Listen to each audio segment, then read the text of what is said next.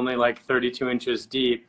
And it was like you walked into the bedroom and it was nursery first and then her bedroom area. And it actually, she lived there for years with her first kid with that arrangement. That's a good idea. So it's not the worst thing in the world to consider, because then you really do feel like you have two spaces out of one. And usually you want to be close to a newborn anyway when, you know, you're right next to them. So I'm so jealous. I'd love to be close to a newborn. You can come over and babysit.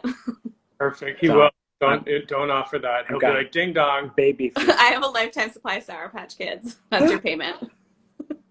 Right in heaven. I love it. That's such good advice. I'm so glad you didn't say to put her in the closet, because I'm like, I need my closets. Yeah. Plus, it's two people in the closet for as long as we did. We don't recommend it. Love it. Okay. Somebody else asks, what is the difference between your design aesthetics? I'm weird.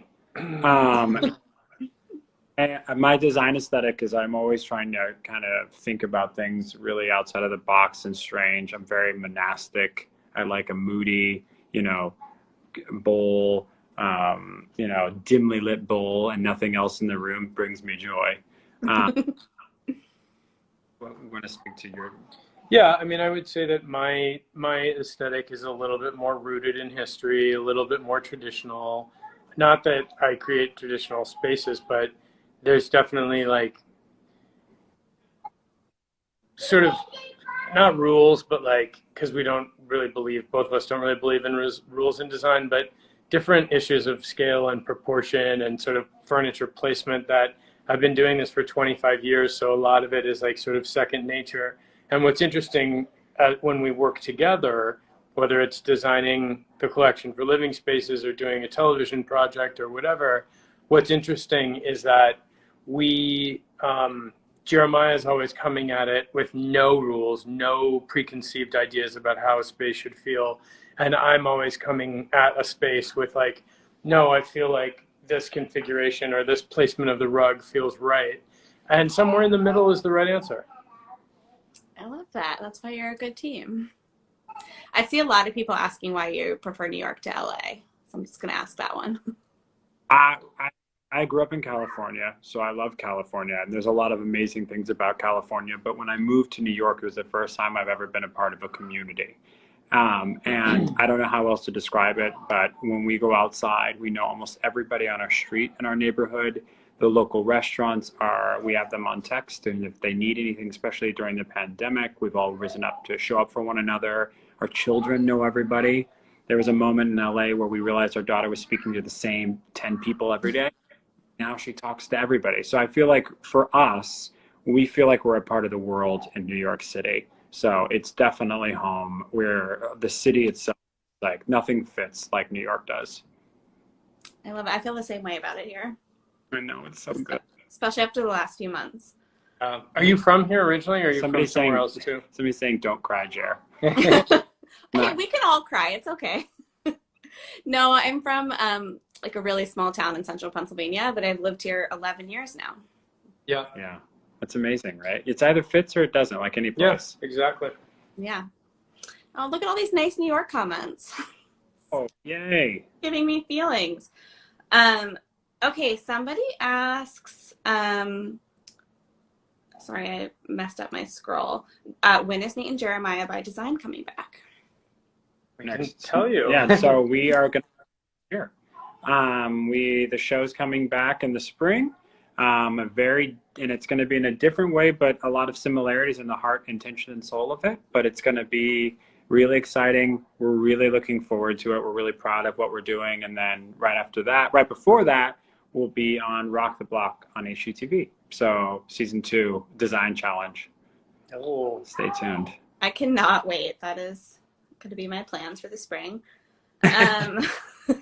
Somebody asks, what's the best way to break up an open concept room? Furniture. Yeah. The one thing, I'm not a huge fan of open concept. I like much more smaller, intimate spaces personally. But a great thing to do with a big open plan is to use furniture and create a lot of different smaller moments. Actually, on the show that we just filmed, we had a big open space and we were able to create 4 different seating areas in the same room. And it felt so intimate and layered and personal. So I think furniture is the easiest way, you know, floating different spots, thinking outside of the box, that groupings don't have to be shoved together in one area. Yeah, like one of the things we did was at the main seating area, a kitchen open to a family room, and the main seating area obviously had the sofa and chairs and whatever, but we floated a pair of chairs between the kitchen and the family room, kind of in what would have been just kind of no man's land. And it became a really cool place to sit and have coffee in the morning, or to talk with people either in the family room or in the kitchen. You know, when people have a soft place to land, it really can help define those spaces. Yeah. That's so nice. I love that answer. Okay, somebody asks if you prefer tile floor or hardwood for a kitchen. I'm not partial to either. No, nor am I. It just really depends on the home and the architecture. We've had both. You know, it just depends. But I love a tile floor. That's great. Okay, we're running out of time. I have another question. What is your picture frame strategy? I have so many one-off frames that don't match, and it feels so messy. I like when frames don't match, personally. I mean, you can't see it, but in our own home, we have a lot of mixed matched frames because we purchase them through, you know, all over the place. And I think it feels layered and rich, and I don't think everything should match. I definitely don't either. By the way, I mean, I know this is like the season of gifting and everything, but a vintage silver frame or a vintage leather frame is like, you absolutely just can't go wrong. And for many, many years, when my family used to complain that I was a really tough person to give a gift to, I would always say, just get me a frame. And all of those frames have been out in every home. That's true. For 25 years. Love that. I could use some new frames. You're inspiring me. It's such a fun. Yeah. Totally agree. Okay, I think this is a really good last question. It's kind of like a meaning of life question. How do I find my design style? I think that's a great question. And I think it's a question a lot of people ask themselves. I would say this, like, we live in an age where everything is obscenely visual. And, you know, even designers like us, like, if we're trying to concept an idea for a client, we'll go on Instagram and start creating files of spaces that, you know, we like, or color combinations we like, or ideas that we like. Same with Pinterest, same with just getting online and doing searches on the internet for, you know, patterns of floor tile or interesting ways to line a fireplace. And I think what everybody should really take the time to do, instead of feeling this like crazy pressure to have a perfect home, is to really take the time to assemble a visual album, whether it's in your phone or you print it out, it doesn't really matter. But once you start collecting images that really speak to you, then you can go through them and really decide, what was it about this picture that made my heart jump a little bit? Was it the color combination? Was it the way they painted the trim in this room?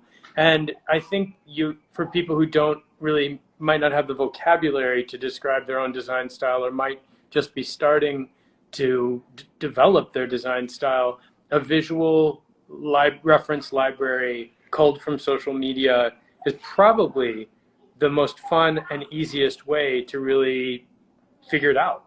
Yeah, I would just say that, you know, design is having a really exciting moment where you can live beautifully and not expensively.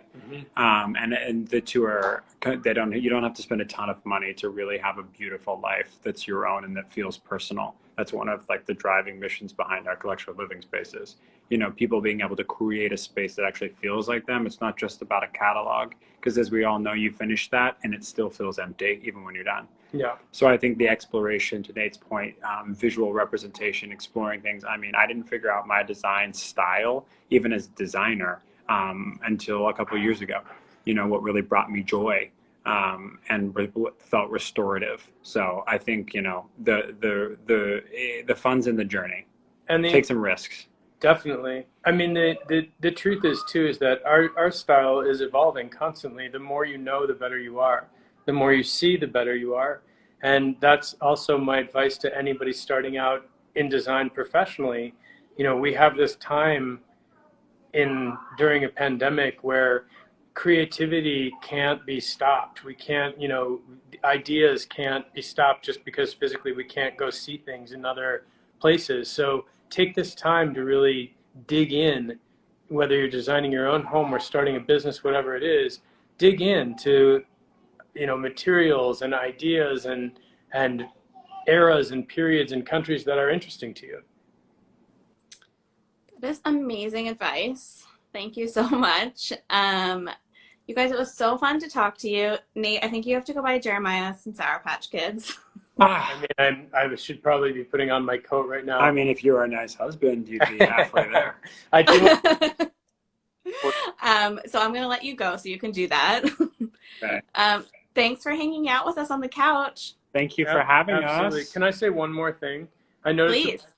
about where to buy the Living Spaces collection, and it's on livingspaces.com, and for orders over $99, which is not hard to do, they ship nationally. So I just wanted to let everybody know if they were curious to know where they can see the things we've designed. That's awesome. Check it out, everybody. Have a good night. Thank you so guys. much for Thank having you. us. Congratulations. Thanks. Congratulations. Thank you. Bye. Bye.